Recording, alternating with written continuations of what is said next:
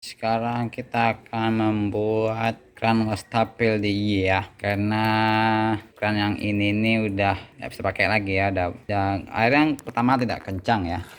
Terus dia bocor ya. Walaupun udah ditutup tetap ngalir gitu ya di mubazir air. Oke, kita akan buat dari pipa peralon ya. Oke guys, sekarang kita akan membengkokkan pipa ini ya. Ini pipa setengah in dengan panjang kira-kira 50 cm atau 60 cm ini ya. 60 cm ya, panjangnya 60 cm.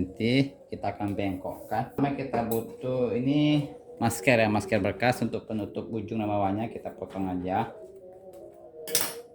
Terus ini karetnya kita gunakan nanti untuk pengikat salah satu ujungnya. Kemudian kita isi dengan pasir, ini pasir ya, sampai penuh ya. Udah penuh, kita tutup lagi ya ujungnya. Oke, selesai. Mari kita panaskan ya pakai kompor ya.